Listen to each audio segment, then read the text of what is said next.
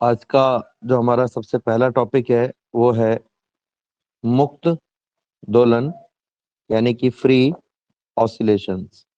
मुक्त दोलन क्या है? नाम से ही थोड़ा सा हमें अंदाजा लग जाता है कि दोलनों के बारे में, ऐसे दोलनों के बारे में बात की जा रही है जो किसी न किसी तरह से मुक्त रूप से हो। देखिए, मुक्त यानी फ्री का मतलब ये होता है कि ऐसे दोलन जिनमें कोई भी बाह्य बल हम आरोपित नहीं कर रहे हों, जो दोलन के समय जो बल किसी भी पिंड पर लग रहे हों, केवल वही बल उस पर लग रहे हों। ना तो दोलन के आयाम को बढ़ाने के लिए कोई बल लग रहा हो, ना दोलन के आयाम को घटाने के लिए कोई बल लग रहा हो। अगर हमें इसे समझना है तो सबसे पहले हमें आयाम के बारे में समझना पड़ेगा। आयाम क्या होता है?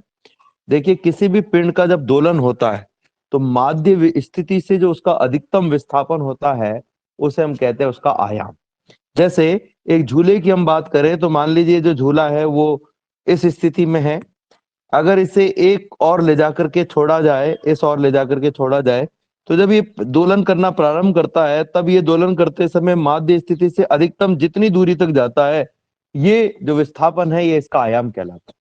ठीक इसी प्रकार से एक स्प्रिंग है जो किसी दृढ़ आधार से जुड़ी हुई है और इसके दूसरे सिरे से एक द्रव्यमान m रखा हुआ है। जब इस स्प्रिंग को खींचा जाता है और खींच करके छोड़ा जाता है तो ये स्प्रिंग अपनी मात्रा से अधिकतम जितनी दूरी तक जा सकती है, विरलित हो सकती है, संपीड़ित हो सकती है। विरलित होने का मतलब है फैलना और संपीड़ित होने का मतलब है सिकुड़ जाना। ये फैलती है, प्रसारित होती है, अधिकतम जितनी दूरी तक प्रसारित होती है या अधिकतम जितनी दूरी तक ये संपीड़ित होती है, उस दूरी को, उस विस्थापन को हम कहते हैं आयाम। ये आयाम अलग अलग तरह का हो सकता है। जैसे अगर हम किसी सरल आवर्त गति में पिंड का विस्थापन निकाल रहे हैं तो विस्थापन का अधिकतम मान विस्थापन का आयाम कहलाएगा। यदि हम ऊर्जा निकाल रहे हैं तो ऊर्जा का अधिकतम मान ऊर्जा का आयाम कहलाता है। यदि हम कोई और तरह की चीज निकाल रहे हैं जो सरल आवर्त गति में जिस प्रकार से विस्थापन बिहेव करता है, ठीक उसी प्रकार से बिहेव कर रहा है। जैसे मान लीजिए वेग निकाल रहे हैं तो वेग का जो अधिकतम मान है वो वेग का आयाम कहलाएगा। ठीक है, तो फिलहाल जो हम आयाम की बात करेंगे, हम वो बात करेंगे विस्थापन के आयाम की। तो यदि किसी पिंड की जो सरल आवर्त गति है वो इस प्रकार से हो रही है कि उस पर किसी भी प्रकार का कोई भी बाह्य बल ना कार्य नहीं कर रहा हो, न ही ऐसा बल कार्य कर रहा हो जो इसके दोलनों को बढ़ा रहा हो, इनके दोलनों के आयाम को बढ़ा रहा हो, और ना ही कोई ऐसा बल कार्य कर रहा हो जो इसके दोलनों के आयाम को कम कर रहा हो। जैसे एक उदाहरण हम इसमें और ले सकते हैं। आपने देखा होगा कि जब कोई झूला झूलता है तो पहली बार जब झूले को धक्का दिया जाता है तो धीरे धीरे धीरे धीरे धीरे धीरे धीरे जो झूला होता है वो अवमंदित हो जाता है और एक स्थिति ऐसी आती है कि झूला रुक जाता है। इस स्थिति में अगर हम देखें तो धीरे धीरे जो झूले का जो विस्थापन है हर दोलन के बाद में वो कम होता जा रहा है। तो हम कहेंगे कि एक ऐसा दोलन है जिसमें आयाम का मान कम हो रहा है। लेकिन अगर इसी झूले के पीछे कोई खड़ा हुआ है और हर बार इससे बहुत ज्यादा तेजी से धक्का देता है तो हम देखते हैं झूले का जो आयाम है वो पहले की तुलना में बढ़ने लग जाता है। अगर इसे और ज्यादा तेजी से धक्का दिया जाए तो आयाम और ज्यादा बढ़ने लग जाता है। तो ये दो स्थितियां हैं जिनमें एक में आयाम घट रहा है और एक में आयाम बढ़ रहा है। और उसका कारण क्या है? उसका कारण जो है वो है बाह्य बल की उपस्थिति। तो अगर बाह्य बल की अनुपस्थिति है और उस अनुपस्थिति में कोई पिंड दोलन कर रहा है, चाहे वो अवमंदनकारी बल हो उसकी अनुपस्थिति हो, चाहे कोई प्राणोदित बल हो उसकी अनुपस्थिति हो, तब हम ऐसी स्थिति में कहेंगे कि जो पिंड का दोलन है वो मुक्त दोलन कहलाएगा। तो सामान्य परिभाषा क्या हो गई कि बाह्य बल की अनुपस्थिति में किसी पिंड को उसकी माध्य स्थिति से विस्थापित करके छोड़ दिया जाए तो पिंड एक निश्चित आवृत्ति और निश्चित आयाम से, ऐसी आवृत्ति जिसका मान चेंज नहीं होगा, ऐसा आयाम जिसका मान चेंज नहीं होगा, यानी हम कह सकते हैं नियत आवृत्ति और नियत आयाम से पिंड जो है दोलन करने लगता है। ऐसे दोलनों को मुक्त दोलन कहते हैं। और इन मुक्त दोलनों में जो आयाम होता है, आवृत्ति होती है और ऊर्जा होती है, उन तीनों का ही मान नियत रहता है। ना तो आयाम का मान बदलता है, ना ऊर्जा का मान बदलता है, ना ही आवृत्ति का मान बदलता है। इसका अभिप्राय यह है कि जो पिंड दोलन कर रहा है वो अपनी माध्य स्थिति से जितनी अधिकतम दूरी तक विस्थापित होता है, एक और या दूसरी और जितनी अधिकतम दूरी तक विस्थापित होता है, जैसे स्प्रिंग की हमने बात की, तो जितनी अधिकतम दूरी तक ये फैलती या सिकुड़ती है, या हम झूले की बात करें तो जितनी अधिकतम कोणीय विस्थापन इसका होता है, उसका मान हमेशा हर दोलन के बाद सेम रहता हो, 1 सेकंड में दोलनों की संख्या नहीं बदलती हो और इससे भी नहीं बदलती हो, तो ऐसे दोलनों को हम मुक्त दोलन कह सकते हैं। या हम इसका उल्टा भी कह सकते हैं कि स्थिति में है, यानी प्रति सेकंड दोलनों की जो संख्या है, या एक दोलन में लगने वाला जो समय है, या हम कहें कि उसका आयाम है, और हम कहें उसकी ऊर्जा, इन तीनों का जो मान है वो कांस्टेंट रहता है। और इसीलिए हम मुक्त दोलनों के लिए जब विस्थापन का ग्राफ बनाते हैं, तो ये सामने आप ग्राफ देख रहे होंगे, ये ग्राफ इस तरह का हम बनाते हैं। आप देख सकते हैं हर दोलन के बाद में जो आयाम है उसका मान कांस्टेंट है। पहले दोलन पे भी आयाम का मान ये है, दूसरे में भी ये है, अगर हम दूसरी दिशा में देखें तो भी ये सेम है। तो आयाम का मतलब क्या हो गया, अधिकतम विस्थापन। या अधिकतम विस्थापन जो है वो सेम है। एक और खास बात है कि जब मुक्त दोलन होते हैं तो वस्तु की जो भी वास्तविक आवृत्ति होती है उसका मान वस्तु की प्रकृति पर निर्भर करता है, दोलनों की प्रकृति पर निर्भर करता है, वस्तु के आकार पर निर्भर करता है, वस्तु के द्रव्यमान पर निर्भर करता है, और भी बहुत सारी चीजों पर ही निर्भर कर सकता है। जैसे मैं अगर एक झूले की गति के बारे में कहूं, यानी एक सरल लोलक की गति के बारे में कहूं, तो उसकी जो आवृत्ति है n, उसका मान हम सब जानते हैं कितना होता है, 1/2 pi under of L upon g. कल हमने निकाला था आवृत्ति का जो मान है, under of L upon g. आवृत्ति का मान, sorry, under of L upon g, under of G upon L, मैं उल्टा लिख दिया मैंने by mistake, under of G upon L। तो यहां पर ये किस पर निर्भर करता है, धागे की लंबाई पर निर्भर कर रहा है। ठीक है। एक और खास बात है, यहां पर मैंने एक शब्द काम में लिया है, वास्तविक आवृत्ति। मैंने क्या शब्द काम में लिया है यहाँ पर, वास्तविक आवृत्ति। वास्तविक आवृत्ति का मतलब क्या है, मैं जो शब्द काम में ले रहा हूं उस वास्तविक आवृत्ति का मतलब क्या है, कोई भी पिंड जो दोलन कर रहा है, ध्यान से सुनिएगा, कोई भी पिंड जो दोलन कर रहा है, बाह्य बल की अनुपस्थिति में जितनी आवृत्ति से वो दोलन करता है वो उसकी वास्तविक आवृत्ति कहलाती है। बाह्य बल की स्थिति में जितनी तेज गति से वो दोलन कर रहा है, 1 सेकंड में जितने दोलन कर रहा है, उसकी जो संख्या है यानी जो आवृत्ति है उसे हम कहेंगे वास्तविक आवृत्ति। अब अगर हम मुक्त दोलनों के लिए सरल आवर्त गति का समीकरण लिखना चाहें तो ये हम पहले ही पढ़ चुके हैं। मुक्त दोलनों के लिए सरल आवर्त गति के 2 समीकरण है, एक है d²x/dt² प्लस ω²x बराबर 0, और दूसरा है d²θ/dt² plus ω²θ is equal to 0। पहला समीकरण जो है वो स्थानांतरी गति के लिए है, और दूसरा समीकरण जो है वो वक्रीय गति के लिए है, जिसमें हमने कल सरल लोलक का उदाहरण देखा था। लेकिन इन दोनों ही गतियों में अगर हम विस्थापन का समीकरण लिखना चाहें तो विस्थापन का समीकरण y बराबर a sin ω t या y बराबर a cos ω t हम नॉर्मली लिखते हैं। ठीक है, जहां पर a क्या है, आयाम है, और y जो है वो विस्थापन है। कई जगह पर इसको y के स्थान पर x बराबर a sin ω t या x बराबर a cos ω t लिख दिया जाता है। ये हमने स्प्रिंग में भी देखा था, स्प्रिंग की गति में भी देखा था, और हमने सरल लोलक की गति में भी देखा था। क्या स्क्रीन दिखाई नहीं दे रही है बच्चों आपको? स्क्रीन दिखाई दे रही है क्या? दिख रही है सर, दिख रही है। दिखाई दे रही हाँ, और आवाज तो नहीं कट रही है? नहीं कट रही है। ठीक है, चलो, कुछ बच्चों के यहाँ थोड़ी दिक्कत आ रही है तो हो सकता है उनके वहां नेटवर्क की प्रॉब्लम हो। आज मौसम भी थोड़ा सा चेंज हुआ था सुबह भी, और अभी भी मौसम चेंज है, तो जब मौसम चेंज होता है तो नेटवर्क की थोड़ी समस्या आती है। इसलिए मैनेज आपको करना पड़ेगा फिलहाल के लिए, और अपने पास कोई रास्ता नहीं है। हम दूसरे टॉपिक पर आते हैं। इसमें दूसरा जो टॉपिक है वो है अवमंदित दोलन, यानी कि डैम्प्ड ऑसिलेशन। अवमंदित नाम से पता चल रहा है, ऐसा दोलन जिसमें मंदन की कहीं ना कहीं कोई बात की गई हो। ठीक है, अगर हम मंदन की बात करें तो मंदन का मतलब होता है धीमा हो जाना। तो अवमंदित का मतलब क्या है, ऐसा दोलन, ध्यान से सुनना मेरी बात को, किसी भी पिंड का ऐसा दोलन जिसमें प्रत्येक दोलन के पश्चात पिंड के जो विस्थापन का आयाम है वो कम होने लगता है, और एक निश्चित समय के पश्चात पिंड का जो दोलन का आयाम है वो शून्य हो जाता है, या हम ये कहें कि ऐसे दोलन जिसमें पिंड के दोलन की गति का आयाम समय के साथ लगातार चरघातांकी रूप से कम होता है, लगातार चरघातांकी रूप से कम होता है, ऐसे दोलनों को हम अवमंदित दोलन कहते हैं। और ऐसा कब होगा? डेफिनेटली अगर दोलन का आयाम कम हो रहा है, विस्थापन कम हो रहा है। आप में से मुझे कोई भी बता सकता है, मान लीजिए एक सरल लोलक है, इसको अगर मैं एक तरफ ले जाकर के छोड़ दूं और अगर ये धीरे धीरे धीरे धीरे धीरे धीरे अपने दोलनों को कम कर लेता है, तो यहाँ पर कोई ना कोई ऐसा बल अवश्य ही होगा जो इसकी गति का विरोध कर रहा होता है। तो हम क्या कह सकते हैं कि कोई भी पिंड बाह्य बल, और कौन सा बाह्य बल?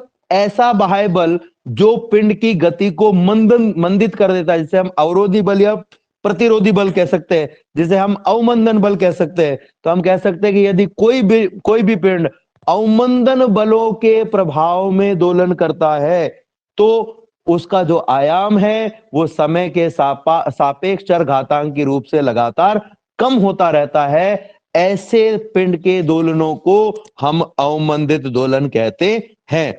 और चूंकि हमने एक चीज और भी पढ़ी थी कि जो किसी भी पिंड की ऊर्जा होती है, जो कुल ऊर्जा होती है, हमने देखिए पीछे एक टॉपिक में मैंने आपको ये बताया भी था, काफी दिन पहले हमने पढ़ा था, इसलिए हो सकता है कि आपके दिमाग से निकल गया हो, लेकिन आपको मैं याद दिला देता हूं कि किसी भी पिंड की जो कुल ऊर्जा होती है, सरल आवर्त गति करते हुए किसी पिंड की जो कुल ऊर्जा होती है, उसकी कुल गतिज ऊर्जा और स्थितिज ऊर्जा के योग के बराबर होती है। और आप यहाँ देख सकते हैं कि जो इसका मान है वो 1/2 m ओमेगा स्क्वायर ए स्क्वायर, या इसे 1/2 k इंटू ए स्क्वायर के नाम से हम जानते हैं, जहां पर ए क्या है? ए आयाम है। और चूंकि हम कह रहे हैं कि आयाम का मान लगातार कम हो रहा है, तो डेफिनेटली हम क्या कहेंगे? ऊर्जा का मान भी समय के सापेक्ष कम होता चला जाएगा। यानी अवमंदित दोलनों में आयाम तो घटता ही है समय के साथ साथ, ऊर्जा का मान भी समय के साथ साथ घटता है।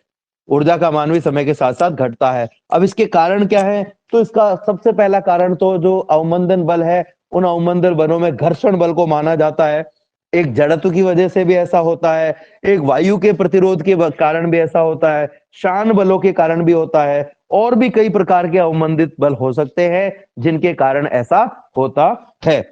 अब देखो, चूंकि आयाम का मान कम हो रहा है, तो अगर मैं ऐसे पिंड के लिए ग्राफ बनाना चाहूं तो मैं क्या कहूंगा कि मान लीजिए कि इस पिंड के लिए दोलन का आयाम प्रारंभ में ज्यादा था, तो बाद में थोड़ा सा कम हो गया, फिर और कम हो गया, फिर और कम हो गया, धीरे धीरे धीरे धीरे ये जो आयाम है वो और कम होता चला जा रहा है। तो ये ग्राफ को आप देख सकते हैं, इस ग्राफ में जो आयाम बनाया गया है वो पहले ज्यादा बनाया गया है, फिर उससे कम, फिर उससे कम, फिर उससे कम, फिर उससे कम, फिर उससे कम, फिर उससे कम, और फिर शून्य की ओर ये अग्रसर हो रहा है। इसलिए हम कह सकते हैं कि ये जो ग्राफ है वो अवमंदित दोलनों को व्यक्त करता है। कभी कभी ऐसा भी आ जाता है कि अवमंदित दोलनों के लिए विस्थापन और समय के मध्य ग्राफ बनाइए, तो विस्थापन और समय के मध्य का जो ग्राफ है वो इस प्रकार से होगा। मुक्त दोलनों के लिए हमने ऊपर बनाया था। अब अगर हम ध्यान दें तो मान लीजिए मैं एक स्प्रिंग की बात करता हूं। एक स्प्रिंग जो है उसको आपने एक दृढ़ आधार से जोड़ दिया, ठीक है, और दृढ़ आधार से जोड़ करके इसके एक और आपने m द्रव्यमान का एक गुटका बांध दिया, और इसको आपने एक और विस्थापित किया और विस्थापित करके छोड़ दिया।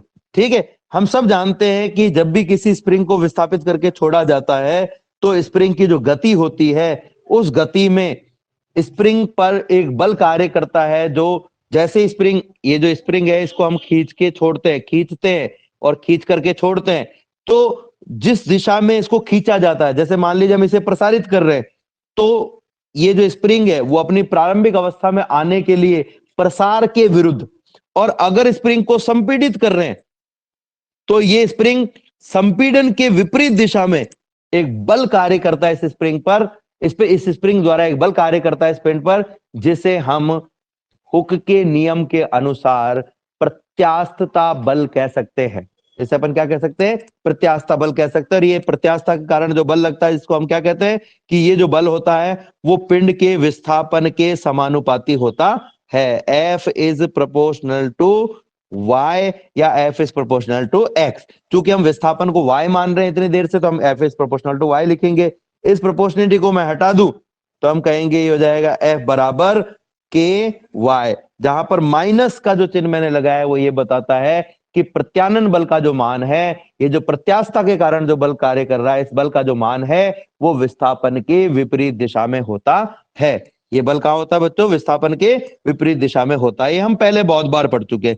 लेकिन जब भी ये स्प्रिंग गति कर रही है तो स्प्रिंग के विभिन्न लूपों के मध्य होने वाली टक्कर, स्प्रिंग जिस आधार से बंधी हुई है और उस आधार के एक और जो द्रव्यमान रखा हुआ है, वो द्रव्यमान जिस सतह पर गति कर रहा है, उस सतह पर घर्षण के कारण या अन्य कारणों से, जैसे हम कहते हैं अवमंदन बलों के कारण, पिंड के वेग के विपरीत दिशा में, जिस दिशा में पिंड गति कर रहा है उसके ठीक विपरीत दिशा में, क्योंकि जिस दिशा में पिंड गति कर रहा है अगर उसी दिशा में अवमंद कोई बल लगे तो वेग बढ़ेगा। जैसे साइकिल चल रही है, चलती हुई साइकिल को अगर आप उसी दिशा में धक्का दे तो साइकिल और तेज चलेगी, लेकिन उस पर अगर ब्रेक लगाए जाए तो वो क्या करेंगे? उस साइकिल की गति को धीमा कर देंगे।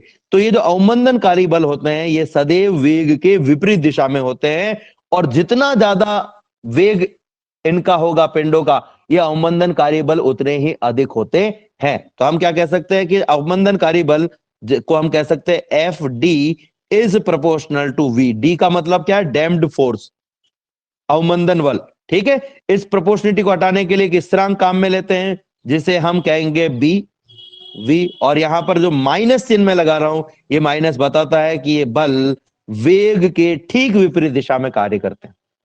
ठीक है, अब अगर हम देखें तो पिंड पर दो बल कार्य कर रहे हैं। पिंड पर कितने बल कार्य कर रहे हैं? दो बल कार्य कर रहे हैं। जैसे मैं एक स्प्रिंग की बात करूं, ये एक स्प्रिंग है। ठीक है, हमने क्या किया? इसको साम्य अवस्था से विस्थापित किया इस ओर। हम सब जानते हैं जैसे इसे साम्य अवस्था से इस ओर खींचेंगे तो प्रत्यानयन बल किस ओर लगेगा? प्रत्यानयन बल इस दिशा में लगेगा। प्रत्यानयन बल क्या लगेगा? इस दिशा में। इसको जिस दिशा में खींचा गया उसके ठीक विपरीत दिशा में प्रत्यानयन बल इसे साम्य अवस्था में लाने का प्रयास करता है, और जो अवमंदन बल है वो भी इसी दिशा में कार्य करेगा। तो जो कुल बल है उसका मान अगर मैं निकालना चाहूं तो कितना होगा कुल बल का मान? हम कहेंगे कुल बल का मान हमारे पास में हो जाएगा F बराबर F D plus F R. ठीक है, यहां पर एफ आर हम किसको कह रहे हैं? एफ आर हम कह रहे हैं प्रत्यानयन बल को। ठीक है, एफ डी का मान कितना है? माइनस का बी इंटू वी, और एफ आर का मान कितना है? माइनस का के इंटू वाई। दोनों हमने रख दिए, ये हो गया एफ। हम सब जानते हैं किसी भी पिंड पर लगने वाले सभी बलों का योग एम इंटू ए के बराबर होता है। तो इस एफ का मान किसके बराबर होगा? एम इंटू ए के बराबर होगा। तो हम यहां लिख सकते हैं एम इंटू ए बराबर माइनस का बी इंटू वी माइनस का के इंटू वाई। यहां से इस एम को मैं इधर ले जाता हूं तो मेरे पास में आ जाएगा ए बराबर माइनस का बी अपॉन वी माइनस का k upon k into y upon m, minus का बी वी माइनस का के वाई अपॉन एम। अब अगर मैं इसे आगे सॉल्व करूं तो देखो हम सब जानते हैं बच्चों ए का जो मान होता है यानी त्वरण का जो मान होता है, मैंने यहां पर क्या किया? केवल इस एम को विस्थापित कर दिया है, यहां दोनों के नीचे आ जाएंगे। ए त्वरण का जो मान होता है वो होता है डीवी बटा d v by D t. ठीक है, और ये हो जाएगा आपके पास में माइनस का बी अपॉन एम। मैं इस एम को दोनों तरफ सेपरेट कर रहा हूं, वी माइनस के वाई अपॉन एम। ठीक है, ये हमारे पास में आ गया। अब अगर मैं इसको और सॉल्व करना चाहूं तो हम सब जानते हैं कि जो v का मान होता है वो होता है D x by D t. ठीक है, नॉर्मली, लेकिन यहां पर हम विस्थापन x ले रहे, x की जगह y ले रहे हैं तो हम इसे लिखेंगे d Y by D t. ठीक है, तो वेग v का मान यहां पर लिख दीजिए d Y by D t. हमारे पास में क्या आ जाएगा? हमारे पास में आ जाएगा डी बाई डी टी, तो ऑलरेडी है आपके पास में इस तरफ, और जो v है उसके स्थान पे लिख दिया D Y by D t.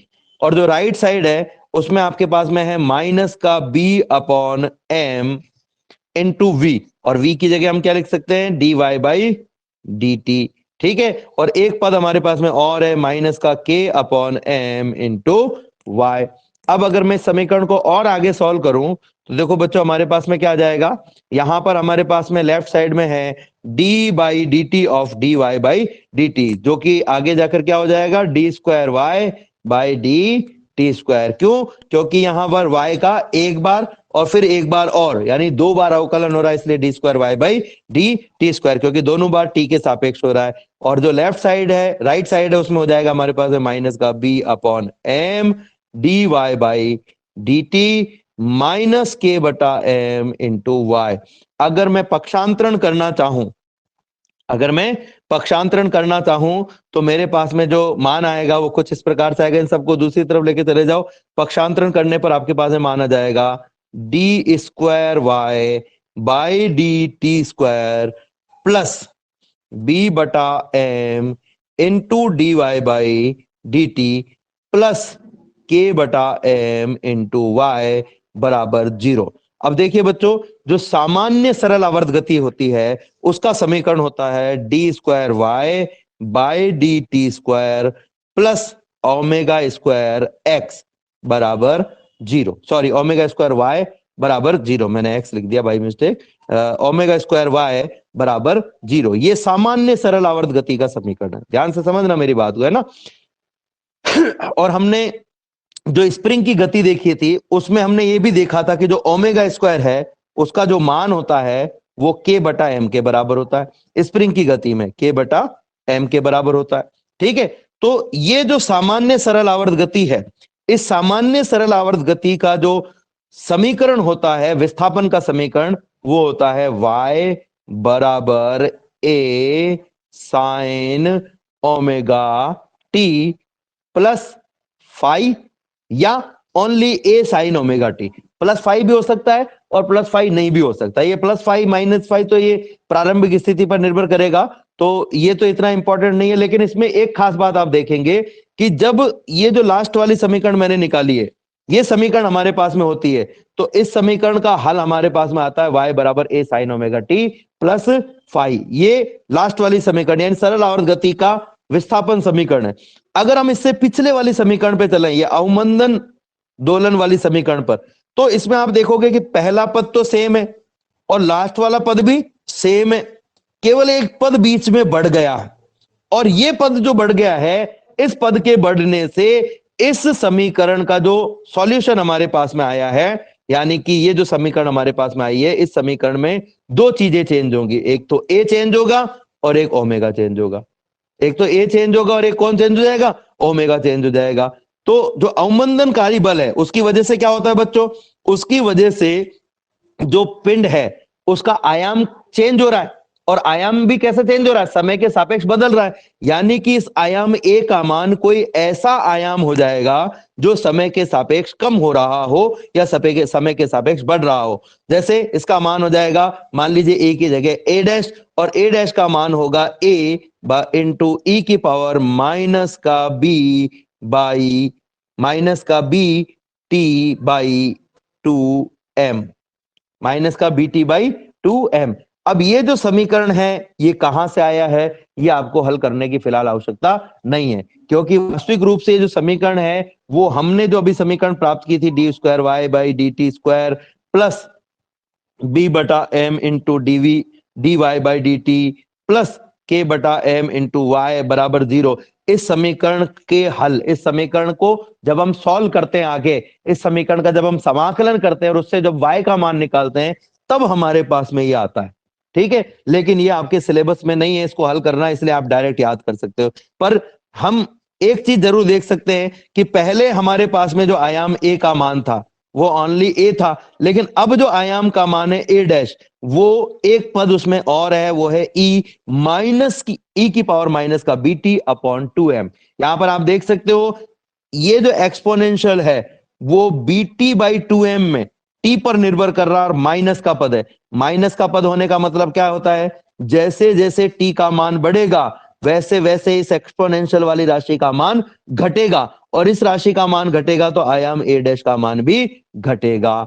ठीक है, तो हम क्या कहेंगे कि जो आयाम है, नया जो आयाम है वो हमारा क्या हो जाएगा, नया आयाम चेंज हो जाएगा। तो हम क्या कहेंगे, y बराबर हमारे पास में हो जाएगा ए डैश इंटू साइन ओमेगा की जगह हो जाएगा omega dash into T plus 5। ठीक है, यहां पर ए डैश का मान क्या होगा, ए डैश का मान होगा ए इंटू ई की power minus of b t by 2m। कई जगह पे आप देखोगे कि आपको इस ए डैश की जगह यहां पर ए की जगह स्मॉल ए लिखा हुआ मिलेगा। मैं जानबूझ करके स्मॉल ए नहीं लिख रहा हूं। क्यों नहीं लिख रहा हूं? क्योंकि स्मॉल ए हमने त्वरण के लिए भी काम में लिया और स्मॉल ए हम आयाम के लिए भी काम में लेंगे, तो फिर थोड़ा सा कंफ्यूजन क्रिएट हो जाएगा, इसलिए मैंने आयाम के लिए कैपिटल ए काम में लिया है। तो ये हमारे पास में आ जाएगा ए डैश बराबर ए ई की power minus of b t by 2m। ये मान यहां रख दो तो विस्थापन का समीकरण क्या हो जाएगा, y बराबर ए ई की पावर माइनस का b t by 2m sine omega dash t plus 5। अभी एक खास बात और है, आपने देखा होगा मैंने दो चीजें चेंज की है। हमारे पास में जो पहले विस्थापन का समीकरण आता था वो समीकरण आता था y बराबर ए साइन ओमेगा टी, ठीक है। अब मैंने क्या लिख दिया, ए की जगह ए डैश और ओमेगा की जगह ओमेगा डैश। दो क्यों चेंज की? एक तो अवमंदन की वजह से कौन चेंज हो रहा है, अवमंदन की वजह से जो हमारा आयाम है वो चेंज हो गया। और दूसरा, अगर आप ध्यान से देखोगे तो आपने नोटिस किया होगा कि जब झूले पर अवमंदनकारी बल लगते हैं तो झूला क्या होता है, धीरे धीरे धीरे धीरे उसकी स्पीड भी कम हो जाती है। स्पीड कम होने की वजह से हम ये कह सकते हैं कि उसको अब एक दोलन पूरा करने में पहले की तुलना में ज्यादा समय लगेगा, यदि यदि वह उसी आयाम से दोलन करता तो। क्योंकि स्पीड कम हो गई, यानी वो उसी आयाम से दोलन करता तो उसको ज्यादा समय लगता। यानी हम कह सकते हैं कि जो एक दोलन का आवर्त काल है वो भी चेंज होने की संभावना रहती है। और अगर आवर्त काल चेंज हो जाएगा तो ओमेगा बराबर होता है 2 पाई बाई टी। अगर टी का मान चेंज होगा तो ओमेगा का मान भी चेंज हो जाएगा। इसलिए हमने क्या कहा है कि ए और ओमेगा दोनों का मान चेंज हो जाएगा। अब ओमेगा का मान कितना हो जाएगा, तो ओमेगा का जो मान है वो नॉर्मली होता है अंडर ऑफ के बटा एम। अब हो जाएगा के बटा M minus B square upon 4m का स्क्वायर। आप देख सकते हो यहां पर हमने जो b बाई 2m लिया है t के मल्टीप्लाई में, इसी से हमने इसको गुणा किया है, ठीक है। तो ये दो मान हमारे पास में एक बार फिर से अपन इसको समझ लेते हैं। देख लीजिए, जब भी कोई अवमंदनकारी बल कार्य करता है तो अवमंदन बल जो होता है वो पिंड के वेग के समानुपाती होता है और उसके ठीक विपरीत दिशा में कार्य करता है। इसलिए अवमंदनकारी बल को हमने माना F is proportional to minus का वी। माइनस इसलिए कि ये वेग के विपरीत दिशा में है और अवमंदन बल जितना वेग ज्यादा होता है उतना ही अधिक लगता है। प्रोपोर्शनलिटी को हटाने के लिए एक स्थिरांक हमने लिया है बी। इसी प्रकार से पिंड पर एक प्रत्यानयन बल कार्य करता है जिसका मान होता है एफ बराबर माइनस का के वाई। तो अगर हम पिंड पर लिखने वाले सभी बलों का कुल योग निकालें तो एक बल हो गया माइनस का बी वाई और एक हो गया माइनस का के वाई, दोनों को जोड़ दीजिए। लेकिन किसी भी पिंड पर लगने वाले सभी बलों का कुल योग m इंटू ए के बराबर होता है, यानी इन दोनों का कुल योग m इंटू ए के बराबर होना चाहिए। तो माइनस का बी वी और माइनस का के वाई जो है उसका योग m इंटू ए के बराबर हो गया। यहां पर अगर हम ए की जगह लिखना चाहें तो ए बराबर होता है डीवी बाई डी टी, ठीक है। और जो डी वी है उसका मान होता है D Y by D T. तो ये हो जाएगा D square Y by D T square, ठीक है। तो ये हमारे पास में यहां पर आ जाएगा इस तरीके से। तो हमने ए के स्थान पर क्या लिख दिया, त्वरण के स्थान पर D square Y by D T square, और वी के स्थान पर लिख दिया D Y by D T. और ये जो दोनों पद है इनको हम राइट साइड में लेंगे तो समीकरण आ गया M D square Y by D T square plus B D Y by D T plus K Y बराबर 0। सामान्य सरल आवर्त गति का समीकरण होता है D square Y by D T square.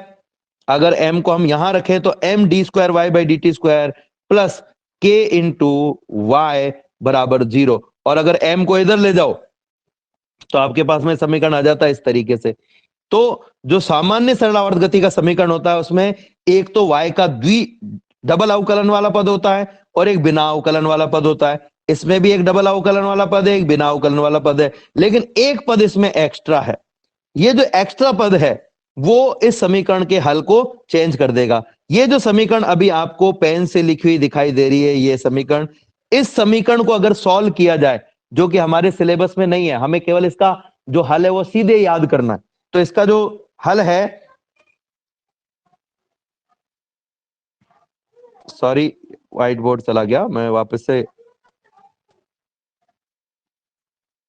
PDF जो है वो शेयर से चली गई है, वापस से ले आता हूं मैं।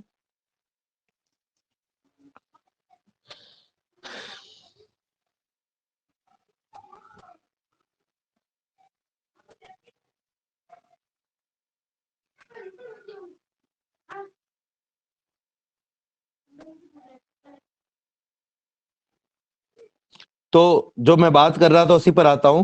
तो जो समीकरण हमारे पास में होती है D square Y by D T square plus के बटा एम इंटू वाई बराबर 0।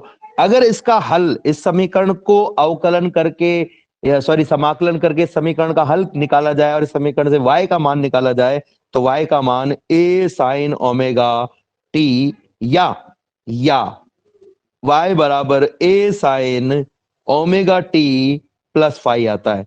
यदि प्रारंभिक स्थिति शून्य है तो ओमेगा टी, और अगर प्रारंभिक कलाकोण का मान शून्य नहीं है तो ओमेगा टी प्लस फाई आता है। तो जब इस समीकरण का हल y बराबर a sine omega T plus phi आ रहा है, तो ऐसी ही समीकरण ये समीकरण भी है।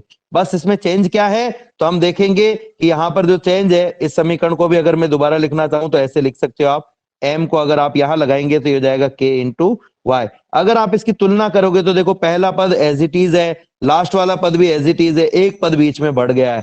इस पद के बढ़ने की वजह से ये जो आयाम है ये भी चेंज होगा और ओमेगा भी चेंज होगा। कैसे चेंज होगा ये हमें कैलकुलेट नहीं करना है, कितना चेंज होगा ये हमें लिखना है। तो a का जो मान है वो अब बदल जाएगा और a का मान अब a के स्थान पर कितना हो जाएगा, a के स्थान पर हो जाएगा a डैश, और उस a डैश का मान कितना होगा, a इंटू ई की पावर माइनस का b t बाई 2m। ठीक है। एक्चुअल में जो समीकरण हम लिखते हैं, जो समीकरण आप यहां देख रहे हो ये a, इस a का मान वास्तव में यही होता है, वास्तव में यही होता है। लेकिन अवमंदनकारी बल अनुपस्थित होने की वजह से जो b है उसका मान 0 हो जाता है। अब यहां पर b का मान 0 रख दो, b का मान अगर 0 रखेंगे तो e की पावर कितनी आ जाएगी, 0, और किसी भी राशि की पावर 0 हो तो उसका मान कितना होता है, 1, यानी कि a डैश की जगह ओनली a ही आ जाएगा। तो वास्तविक रूप से समीकरण तो यही होता है, लेकिन जब अवमंदनकारी बल नहीं होते हैं तो हम ओनली a लिख देते हैं, और अवमंदनकारी बल होंगे तो b का मान 0 नहीं होगा, और b का मान 0 नहीं होगा तो आयाम का मान ये का यही रखना पड़ेगा। एक तो आयाम का मान चेंज होगा और दूसरा जो है इस ओमेगा का मान भी चेंज हो जाएगा, और ओमेगा का जो मान है वो कितना होगा, तो ओमेगा का जो मान है वो हो जाएगा ओमेगा बराबर अंडर ऑफ के बटा एम माइनस का B square upon 4m square, ये यहां पर लिखा हुआ है। ठीक है। तो आपको डायरेक्ट इन समीकरणों को याद करना है, आपको इनको सॉल्व वहां पर नहीं करना है। मतलब आपको ये नहीं बताना है कि ये जो आयाम का मान है ये कहां से आया, बस आपको सीधे लिखना है। ठीक है। अब देखो यहां पर मैंने साइन लिया था, इन्होंने कॉस लिया, इससे कोई फर्क नहीं पड़ता। मैंने पहले भी आपको कहा था इससे कोई फर्क नहीं पड़ता। क्यों फर्क नहीं पड़ता है, क्योंकि कई स्थितियों में जो विस्थापन है वो इस प्रकार से लिया जाता है कि x बराबर a साइन ओमेगा टी प्राप्त होता है और y बराबर a कॉस ओमेगा टी प्राप्त होता है। और कई स्थितियों में x और y का चयन इस प्रकार से किया जाता है कि जो y है उसका मान a साइन ओमेगा टी आता है और जो x है उसका मान a कॉस ओमेगा टी आता है। तो दोनों ही स्थितियां हैं हमारे पास में, ठीक है ना, हमारे पास में दोनों ही स्थितियां हैं। y बराबर a साइन ओमेगा टी भी हो सकता है और y बराबर a कॉस ओमेगा टी भी हो सकता है। ये डिपेंड करता है कि आप अक्षों का चयन किस प्रकार से कर रहे हैं, उस बात पर निर्भर करता है। तो आयाम का मान हमारे पास में आ गया। अब अगर मैं ऊर्जा का मान निकालना चाहूं तो ऊर्जा का जो मान होता है E, वो होता है 1/2 m omega square a square. ठीक है। ये m ओमेगा स्क्वायर जो है वो k के बराबर होता है, तो इस m ओमेगा स्क्वायर की जगह हम लिख सकते हैं k, तो ये हो जाएगा k इंटू ए स्क्वायर। अब चूंकि आयाम चेंज हो गया है इसलिए ऊर्जा भी चेंज हो जाएगी, तो E बराबर हो जाएगा 1/2 k, और आयाम a की जगह क्या आ जाएगा हमारे पास में, a इंटू ई की पावर माइनस का बी टी बाई 2m। और अब आपको क्या करना पड़ेगा, इसका स्क्वायर करना पड़ेगा। पहले आयाम a था तो हमने a का स्क्वायर लिख दिया, अब आयाम बदल गया है तो हमने आयाम की जगह बदली हुई राशि लिख दी है, आयाम की जगह बदली हुई राशि लिख दी, इसका स्क्वायर कीजिए तो आपके पास में आ जाएगा E बराबर 1/2 k इंटू a का स्क्वायर a स्क्वायर, और घात के ऊपर घात है, ये देखो E की घात पहले से कुछ ना कुछ दी हुई है और उसके ऊपर स्क्वायर और दिया हुआ है, तो दोनों घातें गुणा हो जाएंगी। तो एक घात तो है माइनस का बी टी बाई 2m और एक घात है 2, 2 से 2 कट जाएगा तो क्या रह जाएगा, माइनस का बी टी बाई m आपके पास में रह जाएगा, यानी यहां पर आ जाएगा E की पावर माइनस का बी टी बाई m। तो ये आपके पास में इसकी ऊर्जा का मान होगा। एक बार फिर से समझ लेते हैं इस पूरे को, फिर से समझा रहा हूं मैं। अवमंदनकारी बल वेग के समानुपाती होते हैं लेकिन वेग के विपरीत दिशा में होते हैं, इसलिए हम लिख सकते हैं कि अवमंदनकारी बल वेग के समानुपाती है परंतु माइनस का चिन्ह विपरीत दिशा को बताता है। इस प्रोपोर्शनलिटी को हटाने के लिए एक स्थिरांक हम काम में ले रहे हैं बी, जिसे अवमंदन गुणांक कहा जाता है, जो पदार्थ की प्रकृति, दोलन की प्रकृति, अवमंदनकारी बलों का की उपस्थिति, उनका प्रभाव, उनका मान, उस सारी चीज पर ही डिपेंड करता है। प्रत्यानयन बल का जो मान है वो होता है माइनस का k इंटू वाई। चूंकि दोनों बल एक ही दिशा में होते हैं इसलिए कुल बल का मान हो जाएगा माइनस का बी वी माइनस का के वाई। किसी भी पिंड पर लगने वाले सभी बलों का कुल योग m इंटू ए के बराबर होता है, तो इन दोनों का योग भी m इंटू ए के बराबर होगा। a के स्थान पर हम D square Y by D T square और v के स्थान पर D Y by D T अगर रखें तो और इन दोनों का पक्षांतरण करें तो समीकरण कुछ इस रूप में बन जाती है। ये समीकरण सामान्य सरल आवर्त गति के समीकरण से भिन्न है, इस वजह से इसका आयाम और जो ओमेगा का मान है वो दोनों ही भिन्न होगा, और इसी वजह से हमने आयाम का मान a नहीं लिख करके लिखा है a e की पावर माइनस का bt बाई 2m, और जो ओमेगा है ओमेगा की जगह भी हमने लिखा है ओमेगा डैश। ओमेगा डैश का जो मान होता है वो होता है under root of k by m minus B square upon 4m square. चूंकि आयाम बदल गया है इसलिए ऊर्जा जिसका मान 1/2 k इंटू ए स्क्वायर होता है वो भी बदल जाएगी, तो यहाँ पर a के स्थान पर आपको नया आयाम रखना पड़ेगा, तो नया आयाम हम यहाँ पर रख देते हैं। इस प्रकार से हम इसको सॉल्व कर सकते हैं। देखिए बच्चों, मैं अभी चाहता था कि आपको एक टॉपिक और पढ़ाऊं, लेकिन एक छोटी सी दिक्कत ये है कि मेरे यहाँ पर थोड़ा सा बिजली की समस्या थी। अभी बिजली थोड़ी देर पहले आई थी, 20 मिनट पहले, तो मेरा जो मोबाइल है वो चार्ज नहीं है, इसलिए एक टॉपिक जो हमारा लास्ट वाला टॉपिक है वो आज हम नहीं पढ़ पाएंगे, क्योंकि मैं अगर शुरू भी करूंगा तो 5 से 7 मिनट में मेरा मोबाइल स्विच ऑफ हो जाएगा, ठीक है ना। और मैं नीचे अगर कमरे में जाकर के चार्जिंग पे लगा के पढ़ाऊंगा तो वहां नेटवर्क नहीं आएगा। तो आज की क्लास को मैं यहीं पर खत्म कर रहा हूं, ठीक है। और कल हम इसका लास्ट टॉपिक पढ़ेंगे, वो है प्राणोदित दोलन। कल इसका लास्ट टॉपिक पढ़ेंगे हम, प्राणोदित दोलन।